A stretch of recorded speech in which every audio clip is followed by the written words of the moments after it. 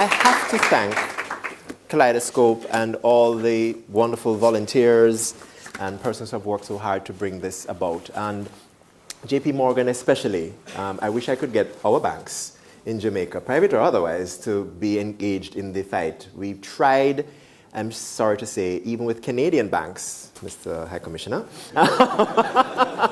to get some funding to do the work we're doing. And they said, well, whereas they will support that work in Canada, they will not, I'm talking BNS, Bank of Nova Scotia, Royal Bank, although they have huge footprints in the Caribbean, they will not support the work in the Caribbean to decriminalize because that's not what the local staff will support. This is a hopeful flag.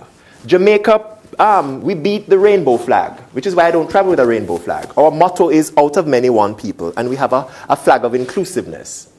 And when I put my flag on, give me a moment,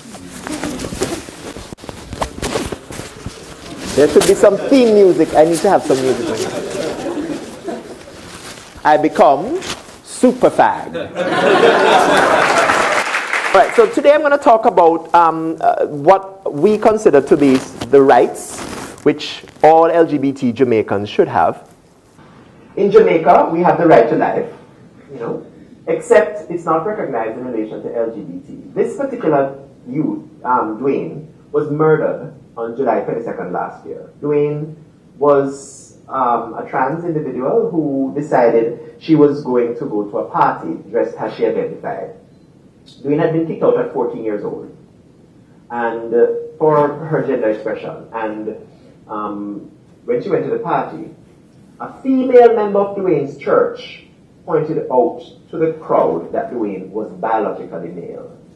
And they turned on Dwayne, stabbed, shot, and ran over Dwayne with a car, and then threw Dwayne's body in the bushes and went back to dance. The police have not yet found a suspect. It was last year. Okay? It's a very public act of murder. The public defender actually say that gays are perpetrating their own attacks because they won't tone it down. They won't dress appropriately. It's the public defender who does not recognize our right to freedom of expression.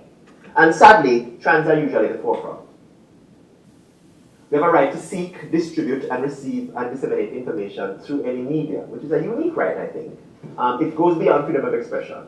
And so, we saw that, we thought, okay, we can air ads which promote tolerance for LGBT.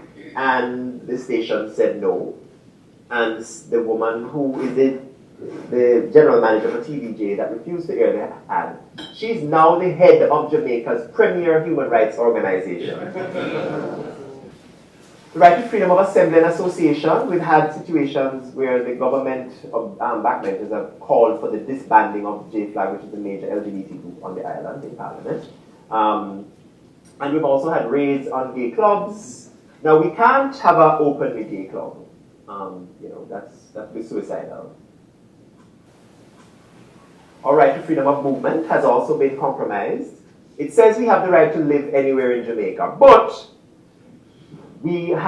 groups of gays have been blocked from walking in certain parts of the city by police officers. We don't want no gays around here. Not to mention the fact that if you are known to be gay and you are seen with too many men coming to your house, then your neighbors will force your eviction. The right to privacy. Again, we have the right to privacy of the home, etc., etc. But our client in the Jamaica case we brought, Javed Jagai, his landlady kicked him out because she heard he was gay, and she said, well, if you are gay, you'll be engaging in an illegal activity on the premises. And she evicted him, and there's nothing he can do. Because the law, our tenancy law, provides that the landlord can evict you if you are engaging in illegal or immoral activities. Okay? So although he's what I call a rich queen, like myself, able to insulate himself from the worst forms of physical violence, we have to pay a premium for housing. But extortion among the LGBT community is rife. Or against the LGBT community is rife.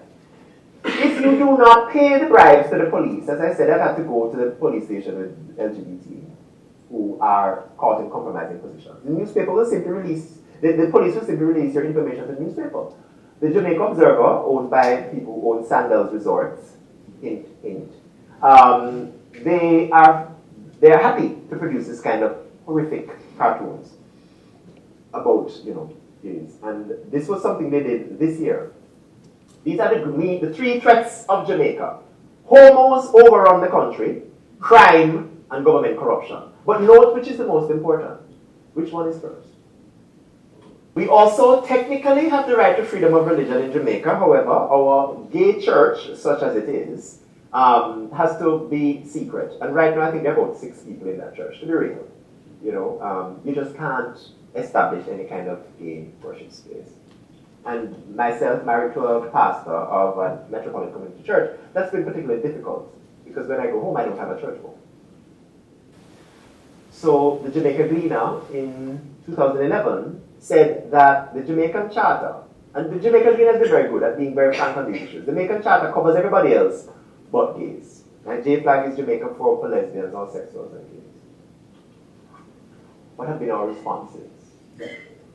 Well, we do this.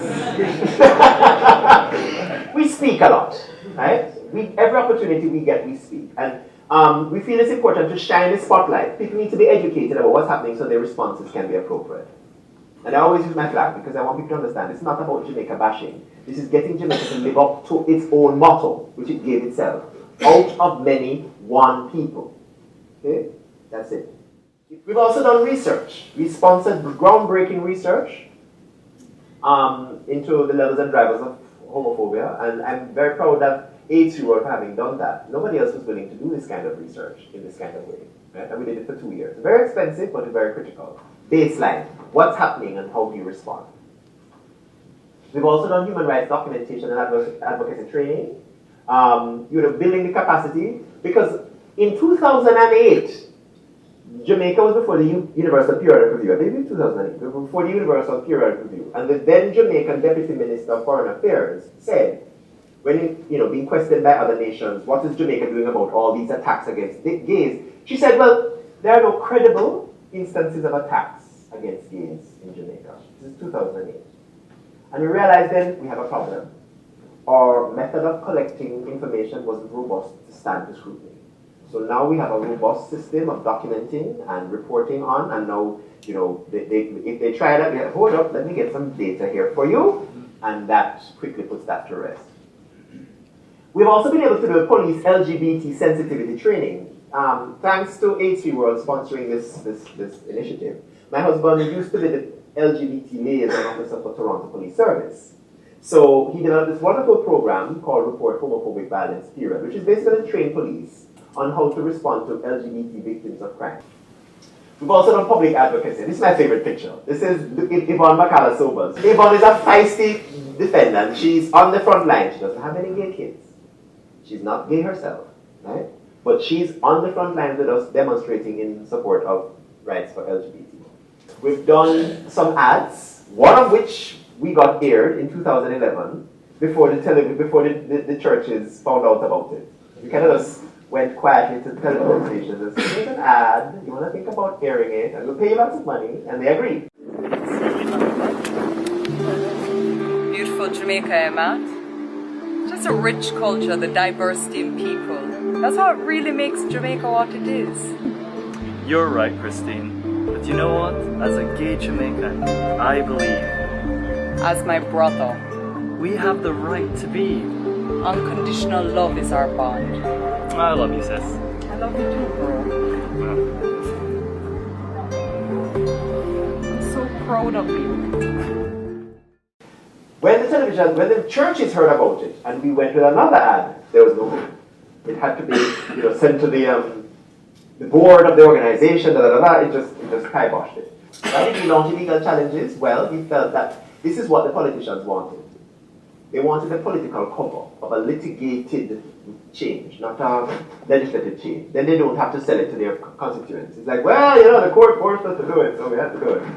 And so that's what we expect will have to happen. We'll have to get legal victories.